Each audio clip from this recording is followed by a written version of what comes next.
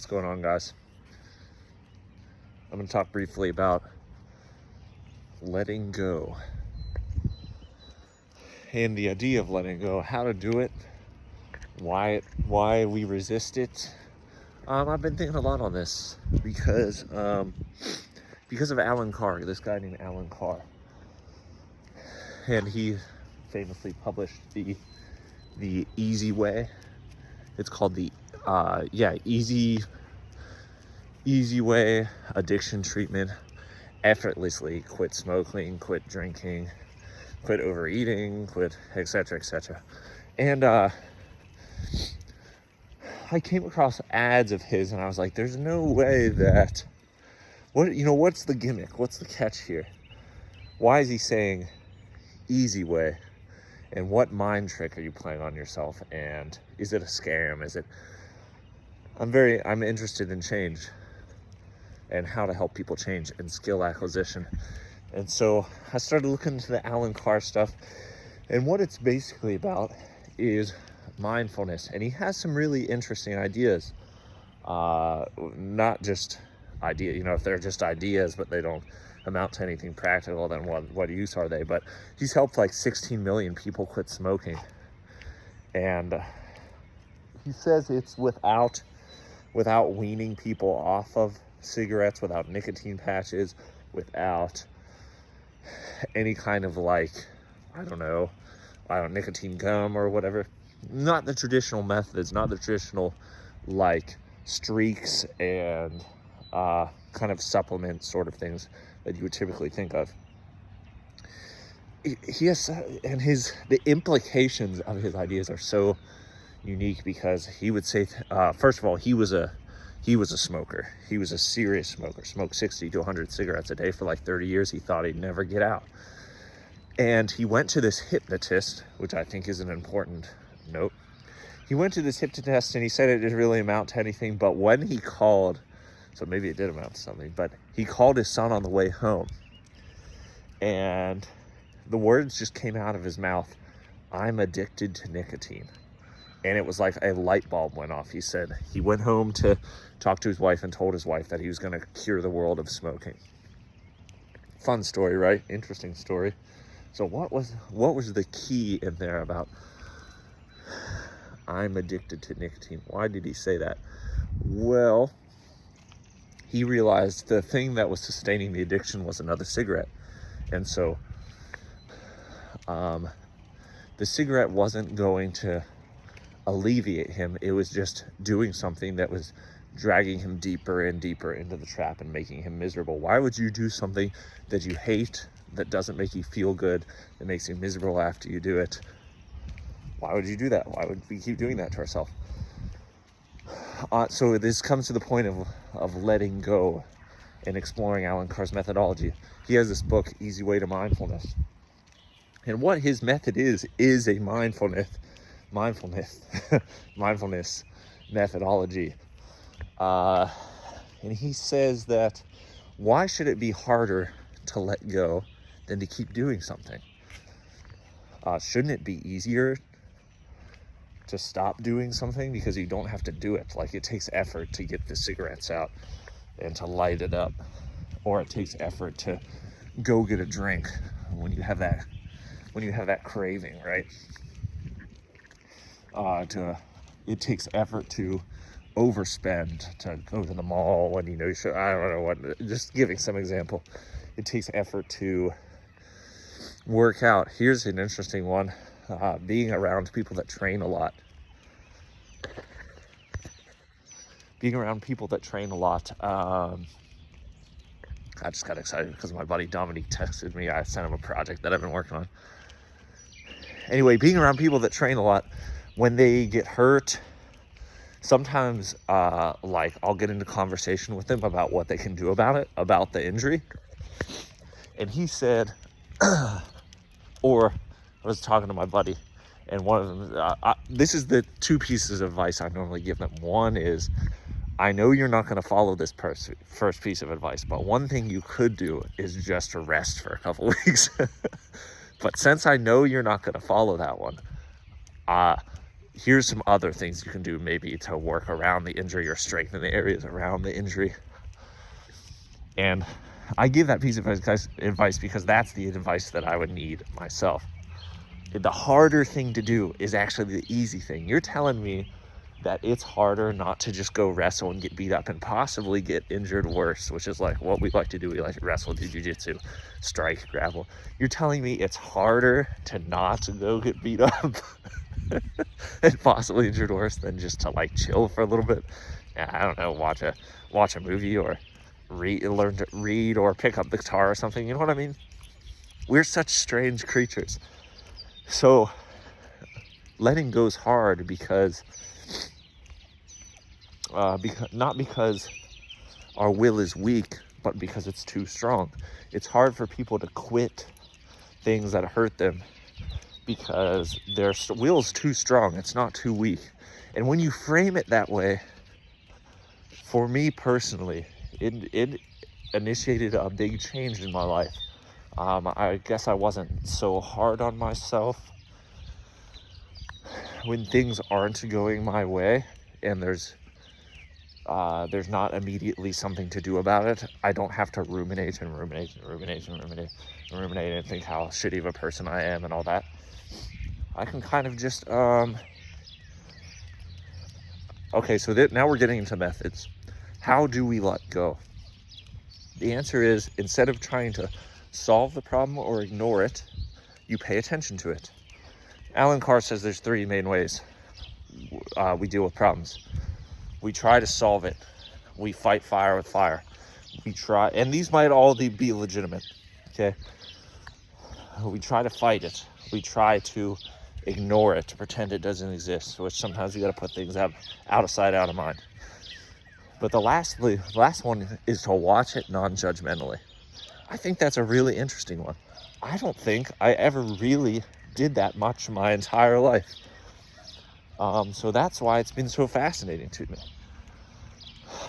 When things weren't going my way in life and in business, for instance, I talked to this business coach named Chandler Stevens, and he said I had brought up a problem as I was experiencing, and he could tell I was distressed about it, or he could tell I was distressed about it, and he said, okay, Nick, well, I know you're feeling this. He explained, he repeated to me what I had said to him, and he empathized with that. He said, but how do you feel right now? And I said, well, I just took a walk. I got some exercise in this morning, good breakfast. I feel pretty good, actually. And he said, great.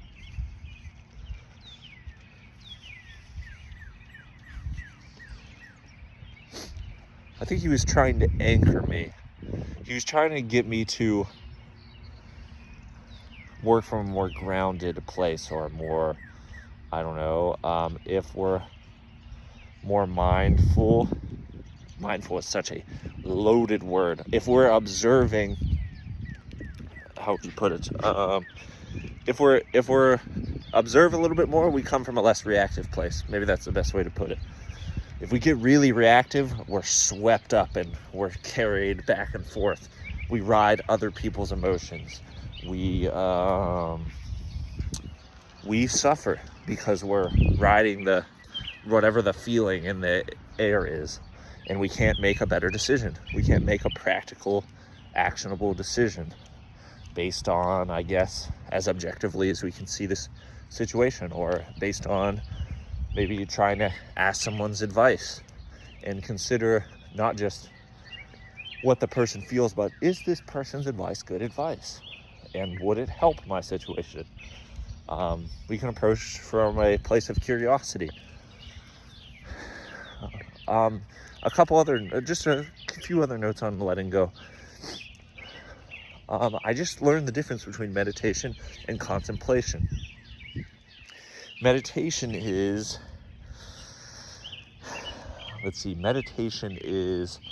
when you watch the boats on the river go by. Each boat has a cargo of different thoughts, I don't know, or it's a different scene or memory that comes up or whatever, and we just watch them float by on the river. That's interesting.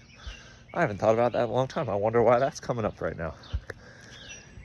So that's meditation. We step back, we focus on the breath. We try to, you can sit down. I've been practicing Zazen a little bit, seated meditation. And you can sit down and you can watch the boats go by for about 30 breaths.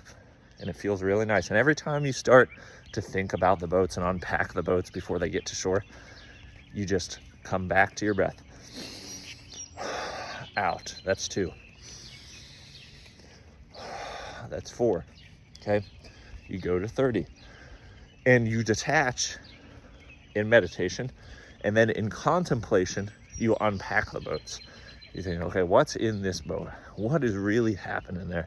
And maybe since your lens is a little clearer, the lenses on your glasses are a little clearer because you're a little calmer, your nervous system's a little tuned down. You might be able to contemplate the problems more objectively.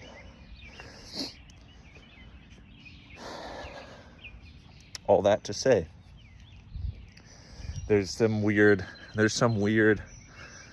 I don't know, there's some weird lesson in it of like, why is it hard to let go? How do I try not to try? How do I try to let go? And I've used the example in jiu-jitsu before of the Chinese finger trap. Literally, when people relax, if they relax while they're pinning you, or they relax even when you have them in a hold, it's harder to submit them, or it's harder to move them when people relax in the right way. Not totally. You can't just be dead fish. But even dead fish creates weird problems if you're trying to move someone. That's like, there's like a weird self-defense cliche out there that if someone grabs you from behind, that you like just become a sandbag. You ever pick up a cat and the cat like, they just become like a bag of jello and they kind of like slink out of your grasp? Whereas if you're rigid, you're like a statue. Even if you grab a statue's finger, you can move the whole statue. So what point are we approaching here? That sometimes the hardest thing to do is the easy thing. Maybe I'll end with that story about the Buddha and the pebble, or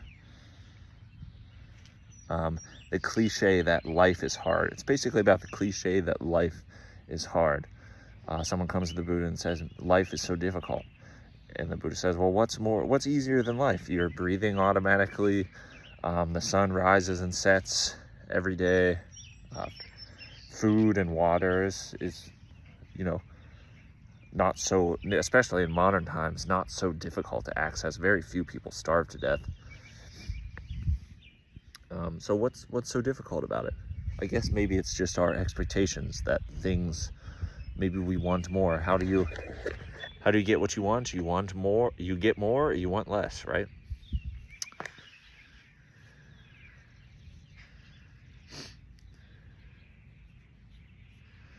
I'm really attracted to the idea that things can get easier and better just by how we change how we see the world. Is life difficult? Of course. But if we really focus in on that, we're going to miss a lot of the good, and we're going to not see all the easy goods that are readily available to us. If we let go,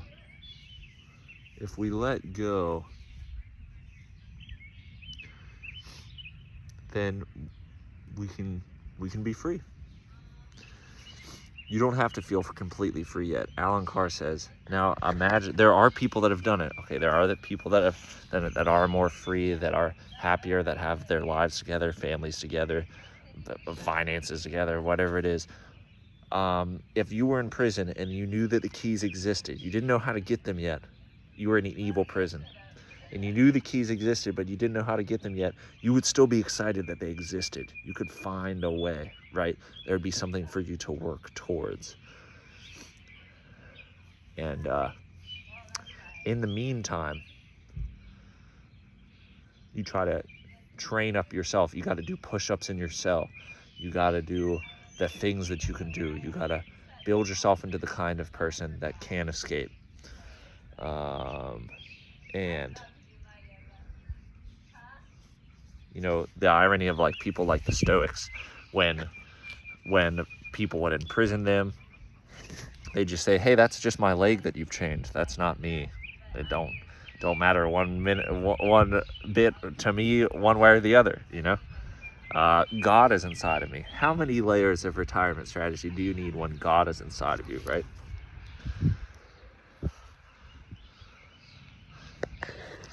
So just to end it with the thinker, the thing that I've been thinking on, what if the hardest thing we'll ever do is the easy thing? Just letting go, accepting things a little bit more as they are, and just working with what we got.